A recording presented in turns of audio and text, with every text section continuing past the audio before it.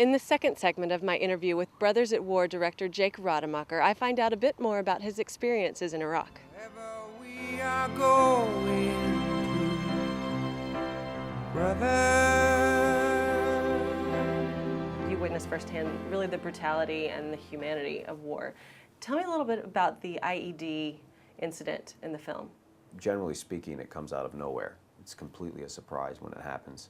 You don't know how long it's going to go for. You're running ahead of the Humvee at that point, right? With the camera. Yeah, that was me. You know, I thought we were done for the day. And fortunately, I had my camera rolling and caught the explosion on tape. And then all the combat that ensued.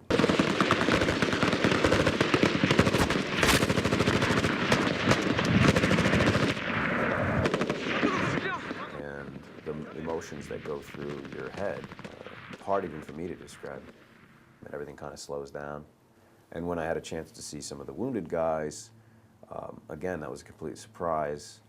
And the sadness I think that the viewer feels at that moment in time in the film replicates the sadness that I felt, combined with an anger. Because those were Iraqi soldiers in Iraq, and someone who we later found with a Syrian passport had made the decision to hit send on their cell phone to blow up a couple of Iraqi soldiers in Iraq.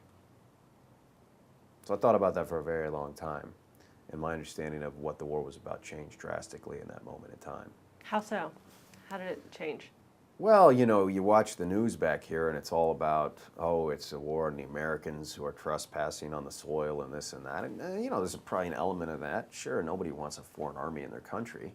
However, tell me how the Syrians coming into Iraq to blow up Iraqi soldiers fits into that picture.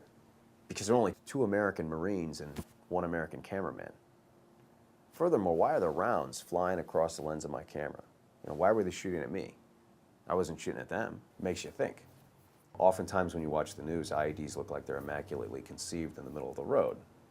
Very rarely do they do a special on how they get into the road and that somebody sneaks out in the middle of the night, digs up the earth, puts the artillery rounds in there, and then stands there waiting until people are coming along and hit send on their cell phone. They also don't study the fact that oftentimes these things kill kids as well. And I think that you need to look at those motivations. You got to look at those tactics when you're trying to evaluate the quality of the people who are waging the war. They're not freedom fighters or heroes if they're attacking Iraqi soldiers in Iraq. However, there were also some amazing moments within the combat that I think are very inspiring for the American public to see. The Iraqi soldiers take fire, they return fire. They stand up for themselves. They go out the next day and do it again. You see the Americans mentoring them. There's an amazing moment with an American Marine where he takes a knee and offers comfort to a wounded Iraqi soldier. To see him be that tender and caring for an Iraqi soldier is truly enlightening. And then to have the opportunity, 45 minutes, hour, whatever it took for us to go back to the brief room and see him address those Iraqi soldiers in that scene and then see them embrace one another. And they've become brothers, in a sense.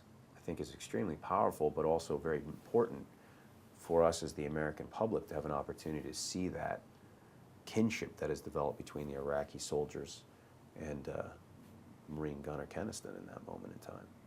No, it's an element that's not often publicized and very difficult to understand.